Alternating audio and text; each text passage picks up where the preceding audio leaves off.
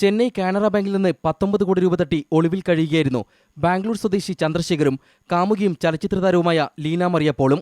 IAS ഉദ്യോഗസ്ഥരെന്ന വ്യാജേന പണം വായ്പയെടുത്ത് ചന്ദ്രശേഖർ മുങ്ങുകയായിരുന്നു. ചെന്നൈ ക്രൈംബ്രാഞ്ചിൽ നിന്ന് ലഭിച്ച വിവരപ്രകാരം നടത്തിയ അന്വേഷണത്തിലാണ് ഇരുവരും ദക്ഷിണ ഡൽഹിയിലെ ഫാം ഹൌസിൽ കഴിയുന്ന വിവരം ഡൽഹി പോലീസിന് ലഭിച്ചത്. തിങ്കളാഴ്ച രാത്രി നടത്തിയ ഓപ്പറേഷനിൽ ലീന മറിയ പോൾ അറസ്റ്റിലായെങ്കിലും ചന്ദ്രശേഖർ കടന്നുകളഞ്ഞു. 4 ലക്ഷം രൂപ നൽകിയാണ് ഫത്തേപൂർ ബേരിയിലെ ഫാം ഹൌസ് ഇവർ വാടകയ്ക്കെടുത്തത്. തട്ടിയെടുത്ത പണം കൊണ്ട് വാങ്ങിയ Audi, BMW, land cruiser, range rover എന്നിവ ഉൾപ്പെടെ 9 ആഡംബര കാറുകൾ പോലീസ് പിടിച്ചെടുത്തു. 80-ലധികം ആഡംബര വാച്ചുകളും കണ്ടെടുത്തു. ഡൽഹിയിൽ ലൈസൻസ് ഇല്ലാത്ത ആയുധങ്ങൾ കൈവശം വെച്ചതിന് ആയുധ നിയമപ്രകാരം ഇവർക്കെതിരെ കേസെടുത്തു. 5-6 bouncers have also been detained and also 4 weapons have been seized from their custody.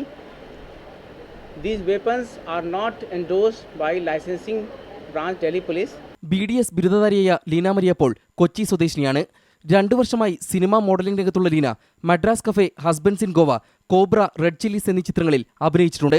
പണം തട്ടിയെടുത്ത കേസിലെ ഇവരുടെ പങ്കിനെപ്പറ്റി ചെന്നൈ പോലീസ് വിശദമായി അന്വേഷിക്കുമെന്ന് ഡൽഹി പോലീസ് പറഞ്ഞു. India vision, New Delhi.